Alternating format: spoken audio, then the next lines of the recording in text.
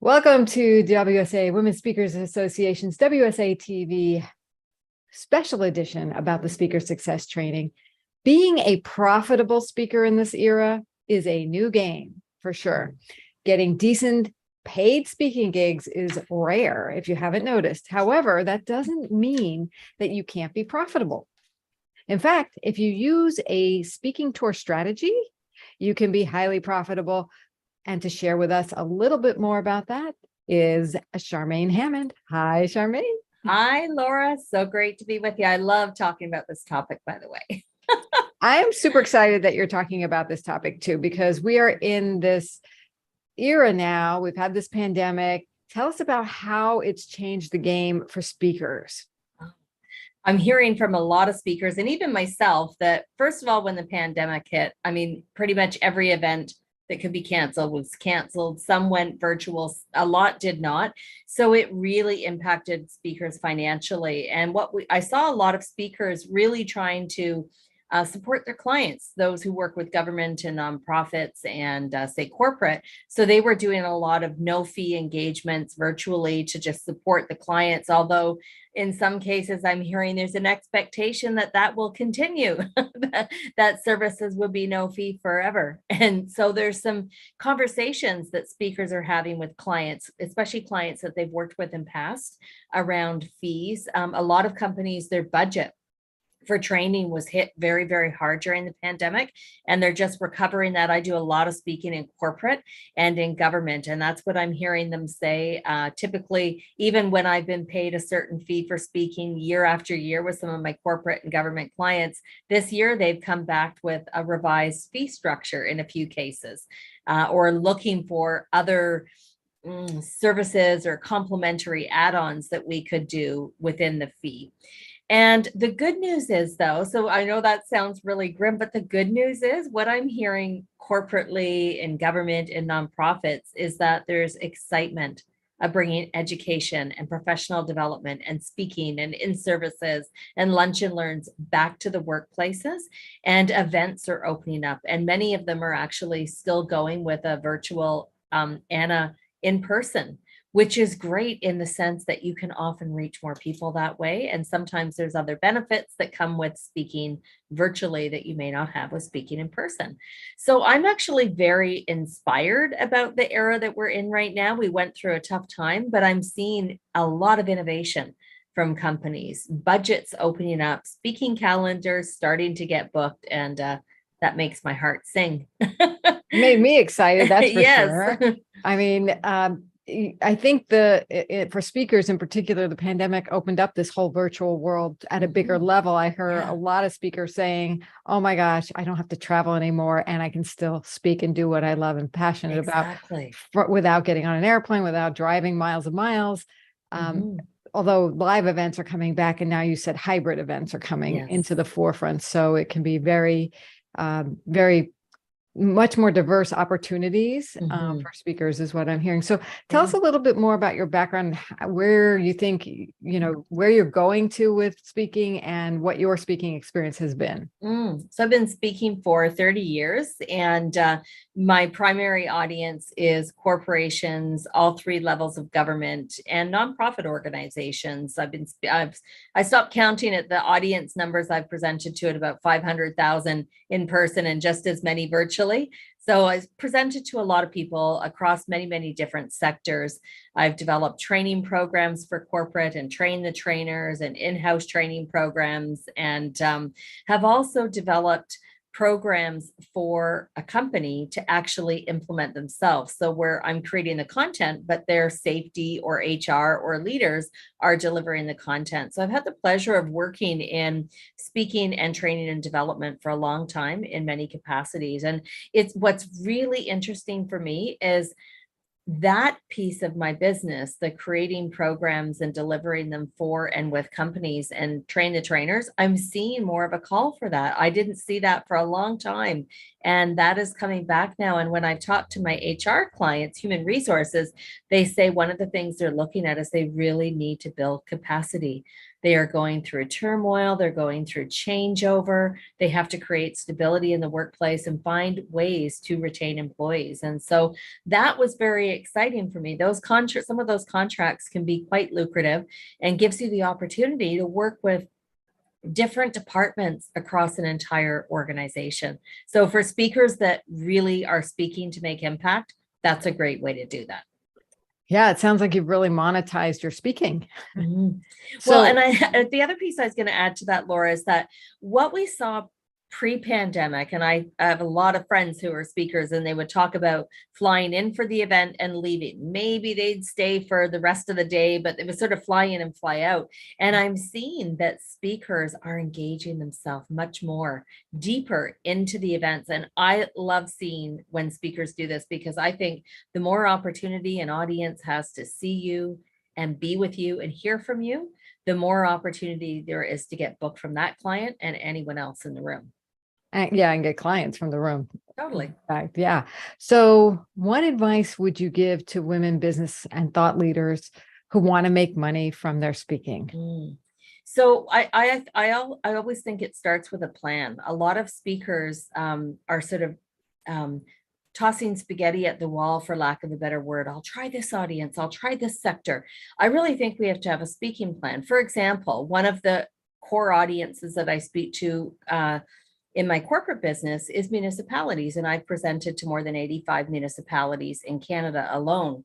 And so that's a big part of my marketing strategy. So I have created a list of probably 450 municipalities within Canada, and that is who I'm outreaching to. I am spending time outreaching to human resources, the leadership and the other employee resource groups, as well as the safety professionals and the occupational health and safety professionals in the municipality. And that's a very structured way of getting into an audience that I have a lot of experience with and that I have great reviews from, instead of just, calling anybody and trying to pitch all over.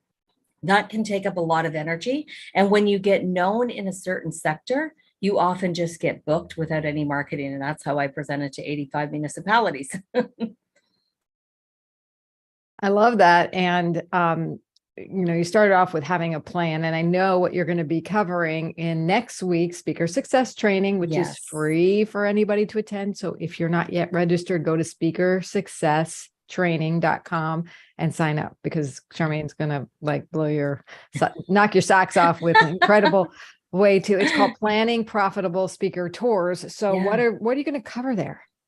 We are going to dive into, we're going to dive into understanding what a speaking tour is. Instead of, now that traveling is opening up, instead of flying in for one event, let's say you're speaking in San Diego, I'll pick San Diego. Instead of flying in, speaking, and of course, going to visit friends that live in San Diego and leaving, what if you were to create 2, 3, 4 more opportunities around that one event? I call them wraparound or piggyback events. And those events could be media. Those events could be providing a lunch and learn. And sometimes it's a reduced fee lunch and learn for a new prospective client. Maybe it's attending a networking session and offering to do some laser coaching sessions at the end, but really getting creative so that when you're already traveling to speak, that you can wrap other presentations around it. I always try and speak at a service club. They're not my core audience, but I can't tell you how many times I have been booked for speaking, paid speaking, from providing a no fee service club presentation like to Rotary or Seroptimus, and someone in that audience needs the topics that I speak on, and they call me on behalf of their company and book me later. So this is where we can really start to look at how to leverage our time and energy. A couple of other things that we'll be covering, Laura, is talking about how can we bundle in our coaching programs, our books, our workbooks, our journals, any products that we have. A lot of speakers have other products and services. And I see huge value in being able to actually increase your speaking fee. That's what I've done, and include other benefits, such as some of these products or services. And we'll talk about how you can do that. A couple other things we're going to talk about is how to get media when you're traveling to speak, and then how to set up sort of marketing opportunities whether that be meeting with old clients, prospective new clients, networking groups, or associations. This is rich. Oh my gosh. So it's So- going to be lots of information coming at you, because speakers, all the speakers are probably at different levels in their speaking experience, and their business models will be different. But I can promise you, everyone will walk away with some practical, tangible, doable tips that they can put into action right away to start monetizing their speaking. Did we mention this training is free? Free. I know, free. Free. That's it. You're so generous, Exactly. and you give such value. I mean, I'm even taking notes as you're talking here today. And so I have one more question that I think I'd like to take some notes on as well. Is so when we think about people trying to get paid to speak, what's the biggest mistake, or what's a big mistake that people do when they try to get paid to speak? So I think the biggest mistake is that they often devalue their services. I get asked a lot, do I speak for free? And I say, I never speak for free. I speak for no fee a lot. And that's a marketing activity. But I think the word free devalues our services. And the other mistake around that free is that sometimes speakers don't know how to comfortably and confidently negotiate their fee. And I have had many opportunities where a client or a prospective client might say, we have $500 for the speaker, that's it. And I'm able to get them very close to my speaking fee, which is a lot more than $500, because I build in things like, what about a book for everybody? And we don't call them books, we call them educational resources. We talk about things like, how about I speak for some other departments while I'm there speaking for you, and all of you collectively share the cost.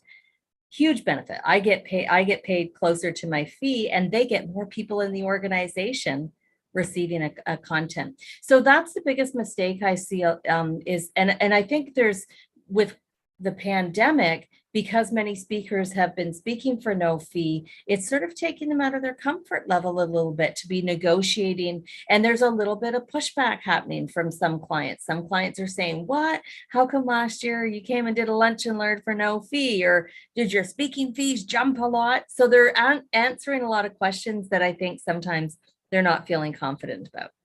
So just know that you have value and that your message matters, as Gail Watson would say. Absolutely. Your message matters. And it sounds like by attending trainings like yours, that confidence can build and grow, because you'll have more things to say, more things to offer, more value to prove you're giving. Yeah. And rather than saying my speaking fee is this, and they're saying, sorry, we're not paying for that. Right. So you have workarounds and ways to even bolster your fee and feel really good about the value you're offering, and they'll feel really good. That win-win. That's exactly what it is, Laura. Finding that way to serve them in a way that they are getting so much value, and that your speaking credentials, experience, what you bring to the stage, whether that stage be virtual or in person, that is also valued by the client. And sometimes it's about the ability to discern that maybe some opportunities are just not a good fit for you. Yeah, what to say no to, right? Exactly. Yes. Excellent. So that is Wednesday, October 12th, 11 a.m. Pacific time, US Pacific. And to find out the Zoom link, go to speakersuccesstraining.com and just put yourself on the list. Get the Zoom link there and show up. And I'm so excited. If you are a premier member of Women Speakers Association, you get the replay. And if you're not, you can just attend live or feel free to join us at joinwsa.com. So any final words of advice or reasons why people should come? I think another reason to come is just to get connected to other speakers, other women speakers. That connection and being able to know who speaks. There's a lot of times when we're doing the speaker success trainings and people are chattering in the chat box or letting others know where they're from. And that's what I love about Women Speakers Association, is connection and community and collaboration. That's a reason to come. And I think the other reason to come, I want y'all to be there.